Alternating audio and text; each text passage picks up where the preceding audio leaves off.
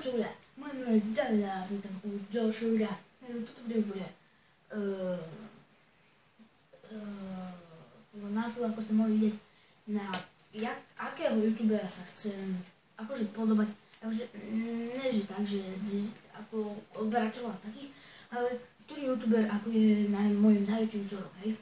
No, mám ich troch, lebo prvý je Sam Paper, dajte si Sam, on má dobré videá, má 2 milióny odberateľov, ja ho pozerám, už mal 900 000, som ho našiel a má dobré videá, proste robí pranky a nejaké vlogy s ľuďmi a má dobrý účes určite, no proste ja som chcel mať Chiro, no ale keď som ho videl, tak som si povedal, že prečo Chiro, môžem si to dať tak, ale má tak dobré hore vlasy, že keď budem mať dlhšie, tak si chcem tiež dať tak hore do boku.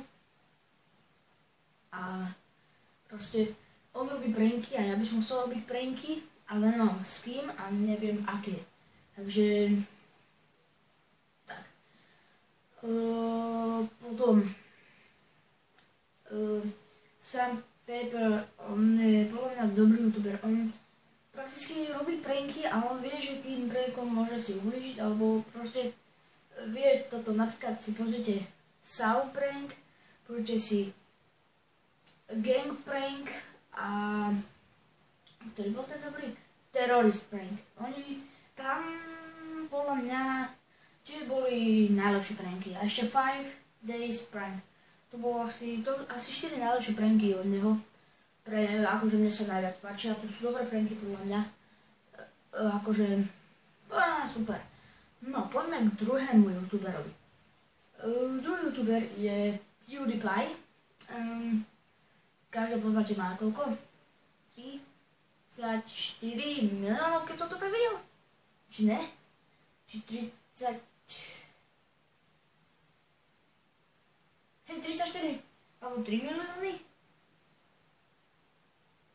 Ne, asi 34 miliónov. No tak, proste keď nie, tak neviem, hej. Ale tak má milión, neviem, mám, že 3 milióny, viem, že tam má trojku. No okej. Prečo je môj vzor? No, proste, ja som ho našiel, keď prvýkrát Google spomenul vo Halloween Challenge PewDiePie. Ja som si ho našiel a pozeral som jeho videá, ne všetky, on ich má okolo 2000, 3000, tak.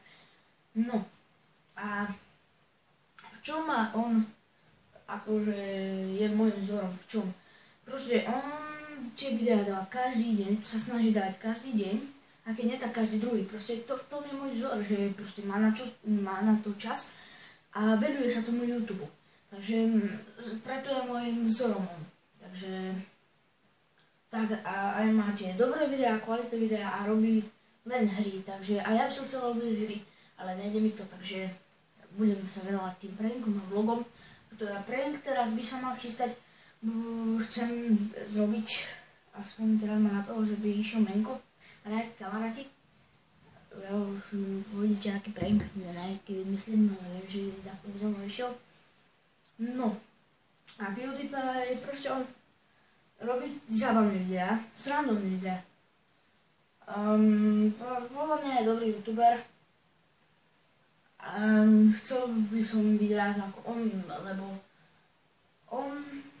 chcel by som byť taký on ako dobrý človek a venovať sa tomu YouTube a že by ma pozeralo ľudia, a ja by ma pozeralo viac ľudí, aspoň do tej 30-ky odberateľov viem, keď budem mať aspoň 200 pozretí na videách, už viem, že proste tomu YouTube sa mám venovať. Ja teraz nehovorím, že je tých videí málo, lebo mám tam 60 odberateľov, ja som krát 60 pozretí na jednom videu a tak.